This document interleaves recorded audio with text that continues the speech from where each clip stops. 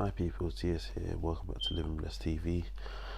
Just doing my review of our 1-1 draw at home to Brighton in the Premier League. Of course, that results more or less summed up that we won't finish in the top 4 this season.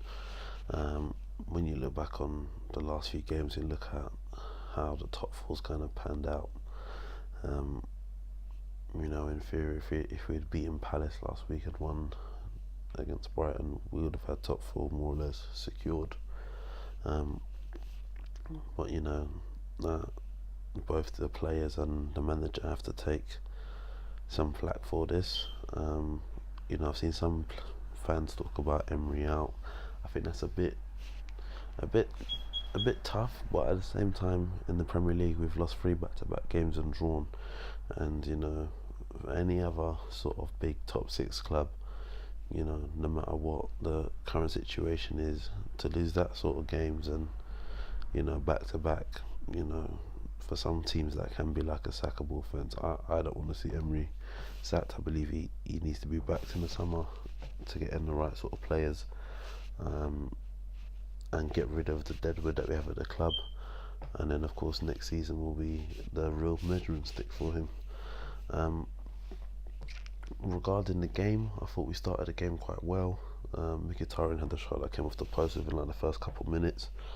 Then of course we got a penalty for a tackle on Monreal. At first I was like, oh, this is a Stonewall penalty. When I looked back on it, I was like, oh, might have not be a penalty. But Aubameyang executed it well. It was 1-0 up, and for that first half I was thinking we need that second goal. Lacazette had one chance that I think it was Dunk or Duffy, they headed it to stop it from going in.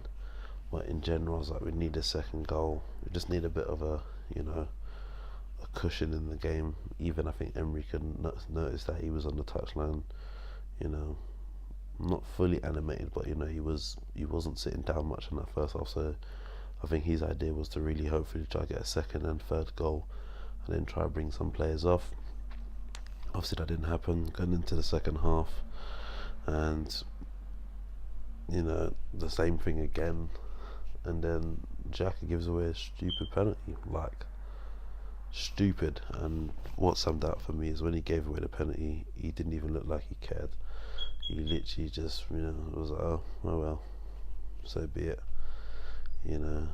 Of course they scored from a penalty, and in general we had chances in that second half and we didn't put them away.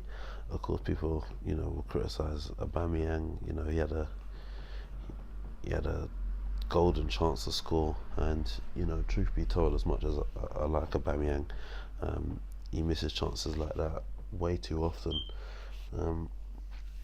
If I just look at him alone, if he had scored that goal yesterday and he had scored a penalty against Spurs when we played him away, we would have been 4 points better off. Which you look back on it now, 4 points better off, we'll be sitting in that top 4, 1 game to go. So it's unfortunate, but it's not good enough. And even Emery substitutions baffled me a bit yesterday. He waited so late to make subs. It was a bit like an old school Wenger sort of thing. And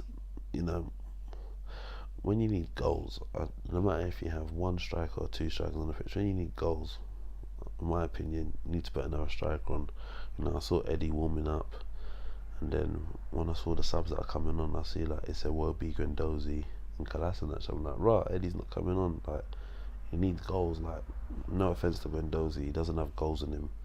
Iwobi, as we know, don't have goals in him, and Kolasinac don't have goals in him. So bring them guys that don't have goals in them when we need a goal is a bit pointless, but it is what it is. I think yes, based on the performance, I think Leno had a bit of a shaky game, but I think Mustafi did relatively decent. Torreira, and really that's really about it for me, to be honest with you. The players literally bottled it, and they got to respond to this now with on performances against Valencia in the second leg and Burnley were in the last day of the season. It's a disappointing end to the season. Hopefully we can go and win that Europa League to get into the Champions League. But like some fans are saying, it's like the players are doing everything not to get into the Champions League so that they can therefore, stay at the club, because a lot of them aren't good enough, which is the truth.